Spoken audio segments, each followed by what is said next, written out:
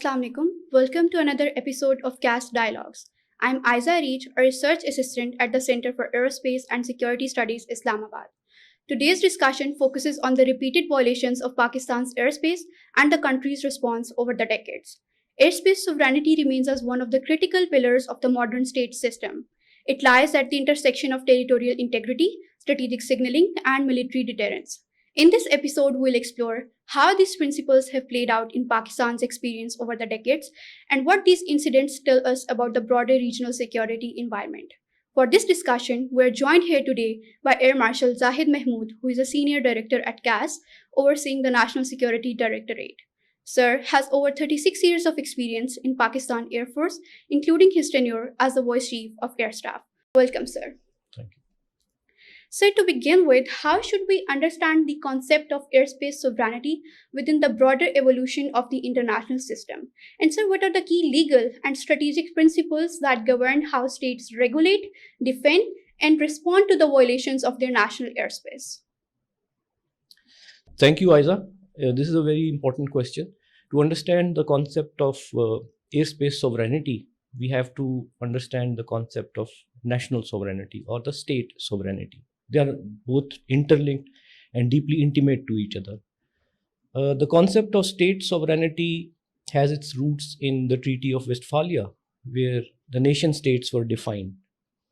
At that time, air power was not an entity as we see it today. So therefore, this concept of airspace sovereignty evolved over the coming years. For example, the League of Nations solidified this concept. United Nations Article 2(1), 2(4), and 2(7), they define the concept of state sovereignty in its entirety. And they also authorize states to use their paraphernalia, to use their power within the borders of their nation state. Airspace is part of your national borders, whether it is towards the sea or towards the territorial side. Specifically, the concept of airspace sovereignty was touched upon in the Chicago Convention of 1944, where this distinction of civil and military aircraft, civil and government aircraft was made, and states were authorized to use force against illegal entries into their airspace. There are exceptions to airspace sovereignty. For example, there are some Scandinavian states, they have a policy of open skies under mutual agreement in which military aircraft of one nation can fly in the airspace of another nation after thorough intimation and authorization. But those are very few and they are very rare in nature. The treatment of civil and military aircraft is also covered by international law. For example, the use of military force against a civil aircraft is prohibited under international law, but within its sovereign airspace, any nation is free to intercept, make forceful landing of a civil aircraft, and question its presence in the airspace. There are certain challenges which are emerging now in modern times, which create problems in exercising sovereignty over airspace. For example, the recent influx of drones in aerospace. Drones have a problem of detection. They have a problem of attribution. You cannot attribute a drone to any particular nation or non-state entity because it does not carry that IFF equipment or such entity. So these are posing challenges.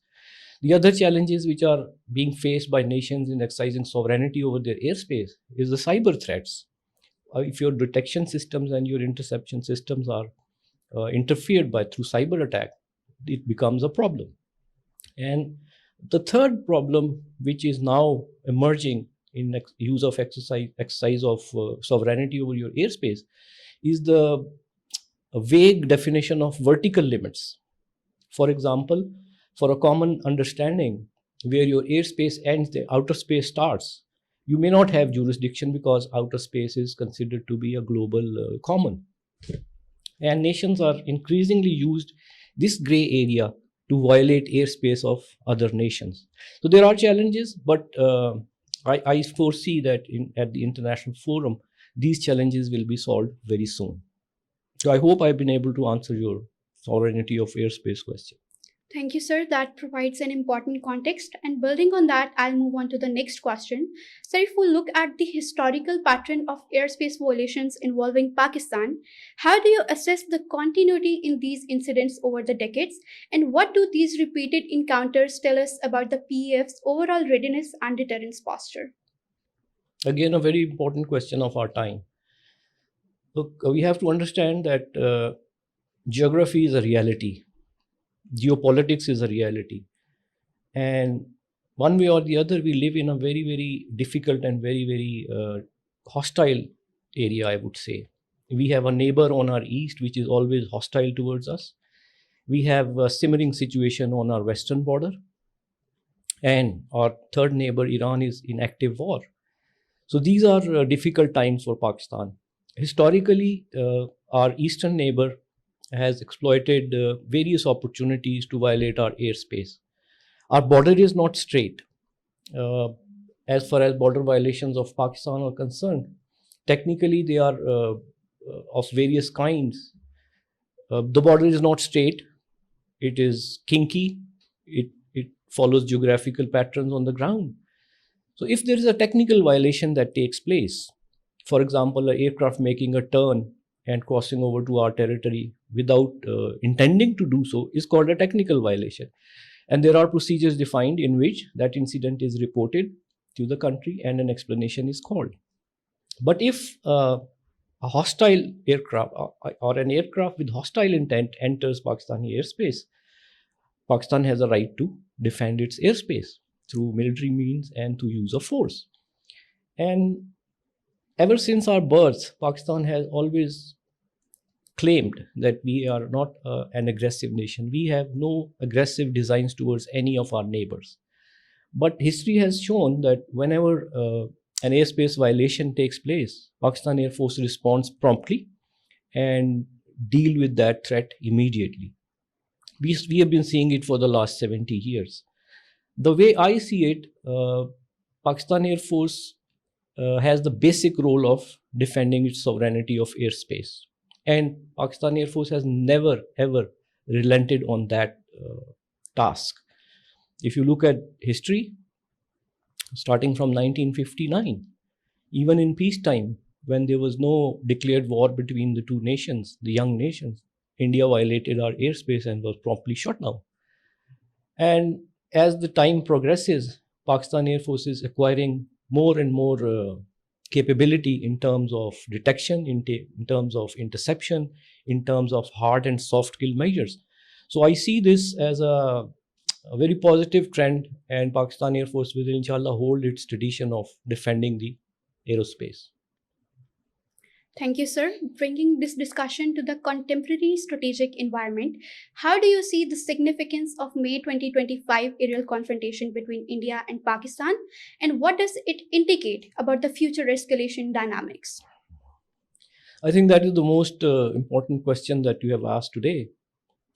Again, starting from the previous question, if you look at the history, Pakistan Air Force has a very proud history of defending its airspace. Again, I said 1959, when the reconnaissance aircraft by IEF violated Pakistani airspace on Eid Day, and we were not at 100% strength. It was promptly shot down by PF. Look at 1965, an adversary 3 times its size. Whenever PF was challenged, it met that challenge square on and came out victorious. In 1971, again faced with an adversary 3 times its size. Just to give you an example, in 1971, we had just one squadron of fighter aircraft in East Pakistan, and that fighter squadron was facing 10 IEF fighter squadrons. It came out glorious. Coming to more recent history, during the Russian occupation of Afghanistan, we were not on a declared war with USSR or Afghanistan, but whatever was happening inside USSR, the USSR Air Force thought it prudent to attack villagers with having the terrorists or so-called mujahideen.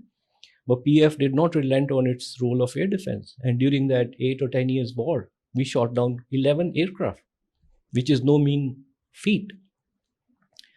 Again, if we come down to 2019, we saw that India did an act of war when it attacked a madrasa, or so-called terrorist camp in Balakot.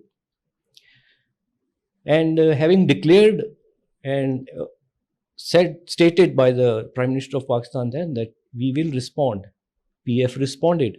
And in that melee, two of their aircraft strayed into Pakistani airspace and they were promptly shot down. One of them got captured also, if you remember, Wing 1 Abhinandan. Now, this pattern does not stop here.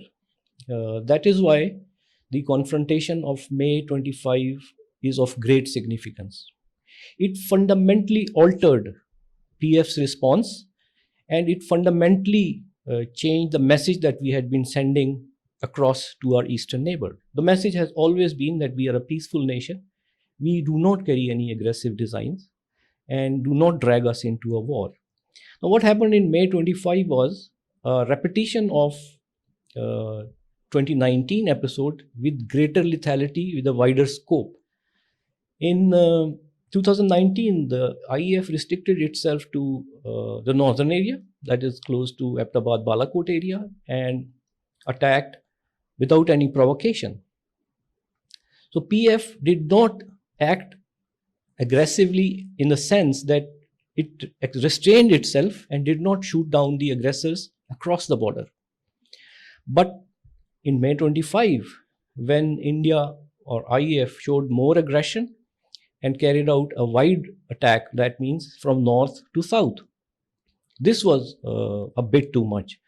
And PF, as usual, was always prepared and shot down 7 of their aircraft during that attack.